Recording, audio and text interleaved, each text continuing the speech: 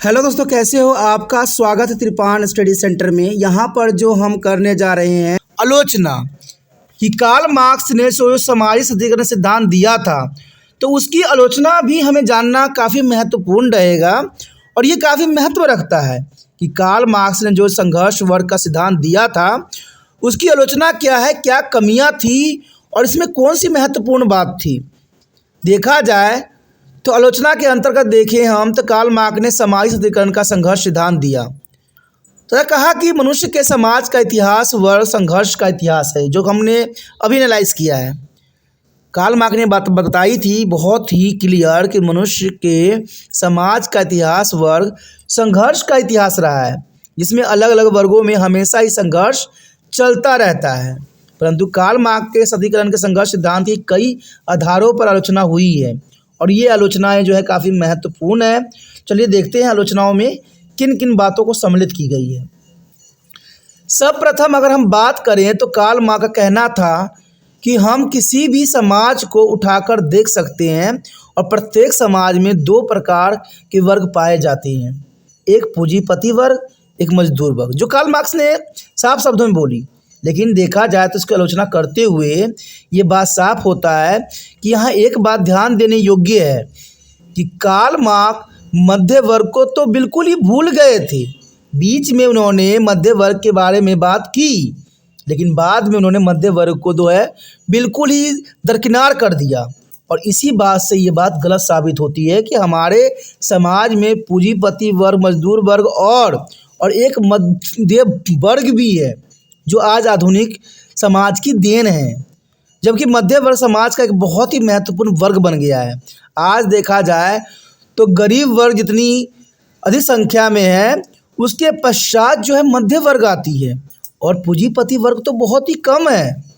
तभी तो मैंने एक बात आपको बताई थी कि भारत का एग्जाम्पल लें तो भारत में जो है पूंजीपति वर्ग इक्का दुक्का व्यक्तियों के हाथों में सिमट के रह गई है और भारत की सारी राजनीतिक उन्हीं के इर्द गिर्द घूमती है। तो कार्ल मार्क्स की आलोचना इस बात से की गई है कि यहाँ पर उन्होंने मध्य वर्ग को जो है बिल्कुल ही भूल गए हैं।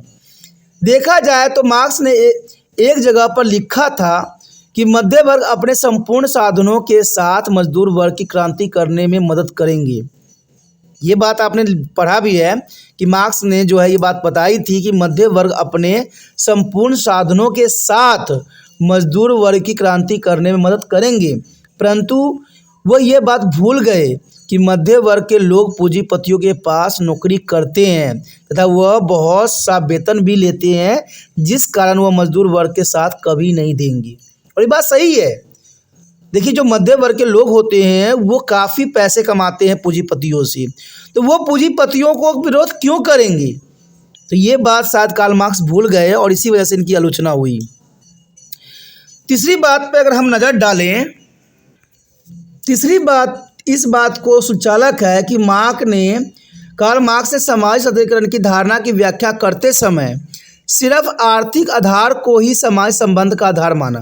और ये बात सही है कि कार्ल मार्क्स ने आर्थिक आधार को ही समाज संबंध का आधार माना, परंतु वह इस बात को भूल गए कि सिर्फ आर्थिक आधार ही समाज संबंध का निर्माण नहीं करते हैं, बल्कि और बहुत से आधार हैं जिनसे जो है समाज संबंध का निर्माण होती है। ये आर्थिक तौर पे ही संबंध नहीं बनता है, भावनात्मक तौर पे भी हो सकता है, मानसिक तौर पे भी हो सकता है। तो कार्ल मार्क्स की यही बात धारणाएं गलत थी कि जिसके आर्थिक संबंध होंगे या जिसके पास आर्थिक व्यवस्था होगा उन्हीं से संबंध हो सकता है। लेकिन आज हम समाज में देखते हैं कि आज प्रेम विवाह भी हो जाते हैं, जिसमें हम अमीरी गरीबी नहीं देखी जाती है, ऊंच नीच की भेदभाव नहीं होती है। तो शायद कार्ल मार्क्स इस बात को जो है नज़रअंदाज कर दिए। अगली बात पे अगर हम ध्यान दें तो मार्क्स ने यह कहना था कि मजदूर वर्ग क्रांति करेगा।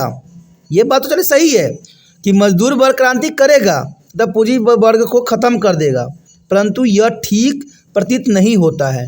मान लीजिए क्रांति करेगा, अगर पूंजीपति वर्ग खत्म हो जाएगा तो मजदूर वर्ग कहाँ से रहेगा?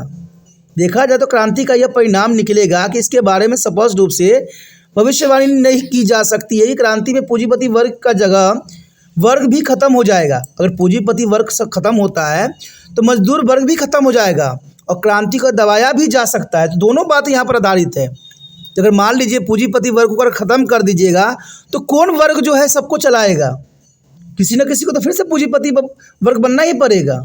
लेकिन यहाँ पर यही बात कार्ल मार्क्स ने नहीं सोचा कि अगर हम कोई क्रांति अगर करता है कोई मजदूर तो उसको दबाया भी तो जा सकता है। जैसे मैंने आपको बताया भी कि आज बड़े बड़े मजदूर वर्ग के संगठन जो होते हैं मजदूरों के साथ देने की बात करते हैं, और जब उनके जेब भर दिया जाता है तो उनके आंदोलन जो है दब जाती है।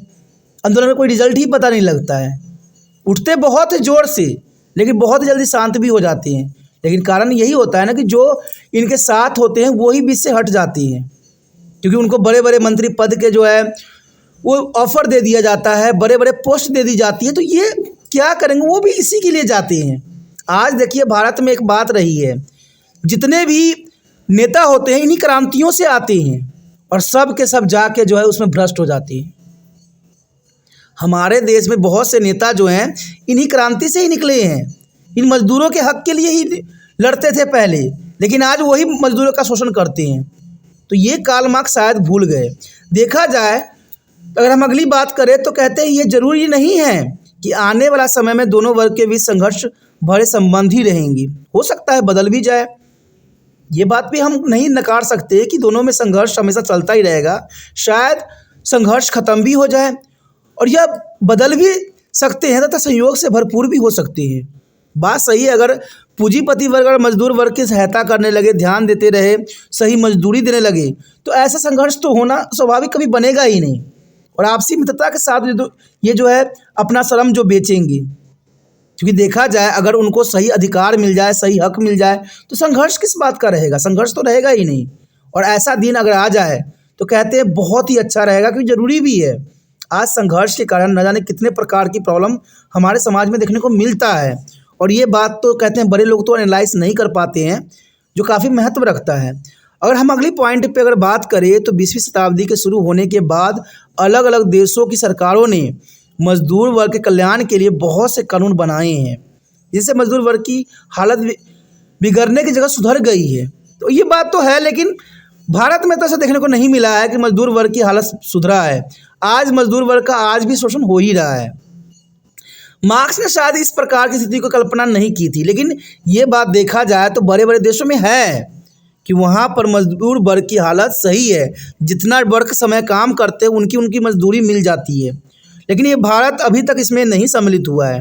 भारत में अगर मजदूरी करके आप आते हो तो आपको पैसा देने के लिए भी जो है ये पूंजीपति वर्गों के सामने कराना पड़ता है, और सही समय पर अगर ये आपकी मजदूरी दे दे ये तो उनकी बहुत बड़ी कृपा हो जाती है। तो भारत में ऐसी स्थिति तो बनने वाली नहीं है। चाहे जितना मर्जी जो भी मर्जी सीना ठोक के बोल दे, जितनी मर्जी गारंटी दे दे, ऐसा होना संभव नहीं है। कहते हैं आप कितने लोगों की जो है मन को बदलोगे? संभव ही नहीं है। बदलना है तो सिस्टम को बदलिए, रूल रेगुलेशन को बदलिए। कहते हैं सबसे अधिक भ्रष्ट तो सरकारी विभाग है। कहते हैं जिस विभाग में आप लोग स्वयं राजनीतिक नेता सब बैठते हो वही विभाग करप्ट है। तो आम मजदूर वर्ग की क्या आप लोग कल्पना कर रहे हो और क्या कह रहे हो कि आप इसको सुधार दोगे? पहले तो अपने वर्ग को सुधारिए, फिर जाके देखिए अपने आप जो है मजदूर वर्ग भी जो है कल्याण हो जाएगा और पूंजीपति भी आगे आ जाएंगे इनकी भलाई के लिए। तो कहते हैं करप्ट व्यक्ति ही अच्छी बातें कर रहे होते हैं लोगों के सामने, तो ये तो गलत है। अंत में हम यही बात कह सकते हैं कि चाहे मार्क्स अधिकरण के सिद्धांत की कई आधार पर आलोचना हुई है, परंतु फिर भी यह सिद्धांत सामाजिक अधिकरण के महत्वपूर्ण सिद्धांतों में से एक मानी जाती है, और कार्ल मार्क्स का सिद्धांत हर एक एग्जाम में महत्वपूर्ण रहती है। तो दोस्तों काफ़ी महत्वपूर्ण यहाँ पर हम कार्ल मार्क्स की विचारधाराओं को एनालाइज किया, समझा। हमने हर एक बात पे जो है प्रकाश डालने की कोशिश किया। अगर आप इतना समझ लेते हो तो शायद आप एग्ज़ाम में एक भी पॉइंट भूलोगे नहीं, और ये काफ़ी महत्वपूर्ण है। अगर आपको समझ में आया, अच्छा लगा, तो जितना हो सके इस वीडियो को शेयर करें। जिन बच्चों के सिलेबस में कार्ल मार्क्स के टॉपिक है उनको जरूर शेयर करके उनको इसको पहुंचाने की कोशिश करें। यही एक भलाई का कार्य हो सकता है। पहली बार मेरे चैनल पे आए हो, पहली बार वीडियो देख रहे हो, समझ में आ रहा है, अच्छा लग रहा है और चाहते हो कि और भी वीडियो आपको इसी प्रकार प्राप्त होता रहे, तो जर्नल सी बात है दोस्तों, ये तो आपको समझ होना चाहिए कि चैनल सब्सक्राइब करोगे तभी जो है अगला वीडियो का नोटिफिकेशन मिलेगा। और तिरपान स्टडी सेंटर हमेशा आपके लिए वीडियो लाता ही रहता है, ये महत्वपूर्ण आपके लिए बन जाता है। और यहाँ पर 6th क्लास से लेके MA तक के बच्चों के लिए सारे वीडियो उपलब्ध है। तो सोचिए नहीं, विचार न कीजिए, अभी तिरपान स्टडी सेंटर को सब्सक्राइब करके अपने मोबाइल में सेव कीजिए।